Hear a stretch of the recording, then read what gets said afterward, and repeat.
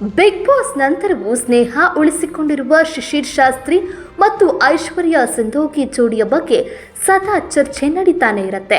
ಇತ್ತೀಚೆಗೆ ಐಶ್ವರ್ಯರನ್ನ ತಂಗಿ ಎಂದು ಶಿಶಿರ್ ಕರೆದಿರುವ ವಿಡಿಯೋ ವೈರಲ್ ಆಗ್ತಾ ಇದೆ.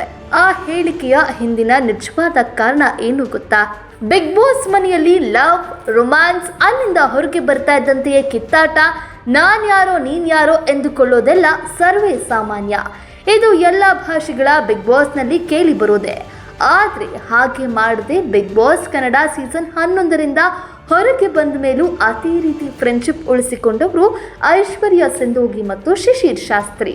ಈ ಜೋಡಿ ಹೊರಗಡೆ ಸಾಕಷ್ಟು ಬಾರಿ ಕಾಣಿಸಿಕೊಂಡಿದ್ರಿಂದ, ಜೊತೆಗೆ ಒಟ್ಟಾಗಿ ಧರ್ಮಸ್ಥಳಕ್ಕೂ ಹೋಗಿ ಬಂದಿದ್ರಿಂದ ಇವರಿಬ್ಬರ ಬಾಂಡಿಂಗ್ ಬೇರೆಯದ್ದೇ ಹೇಳ್ತಾ ಇದೆ ಅಂತ ಸಖತ್ ಚರ್ಚೆ.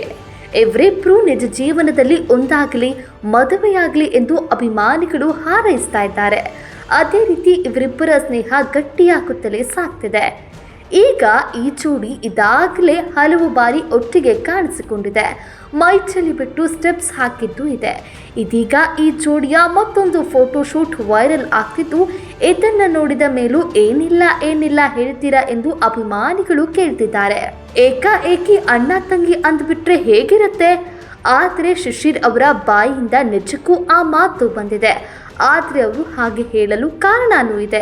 ಅದೇನೆಂದ್ರೆ, ಖಾಸಗಿ ಚಾನೆಲ್ ಒಂದು ಶಿಶಿರ್ ಅವರನ್ನ ಮಾತನಾಡಿಸಿದ್ದಾರೆ. ಸೀರೆ ಅಂಗಡಿಯೊಂದರ ಕಾರ್ಯಕ್ರಮಕ್ಕೆ ಬಂದಾಗ ಅವರಿಗೆ ಮಾತನಾಡಿಸಿದ್ದಾರೆ. ಆಗ ಅವರಿಗೆ ನಾನು ಪ್ರಶ್ನೆ ಕೇಳ್ತೇನೆ, ನೀವು ಅದಕ್ಕೆ ತಪ್ಪು ಉತ್ತರ ಕೊಡಬೇಕು ಎಂದು ಕೆಲವೊಂದು ಪ್ರಶ್ನೆ ಕೇಳಿದ್ದಾರೆ.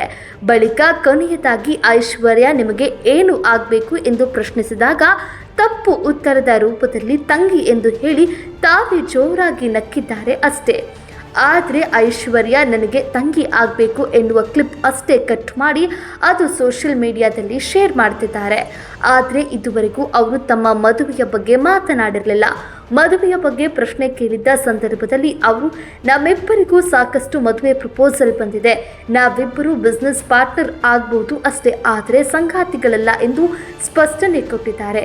ಹೀಗಾಗಿ ಈ ಮೂಲಕ ನಾವು ಪ್ರೇಮಿಗಳಲ್ಲ, ಮದುವೆ ಆಗಲ್ಲ ಅಂತಲೂ ಸ್ಪಷ್ಟಪಡಿಸಿದ್ರು.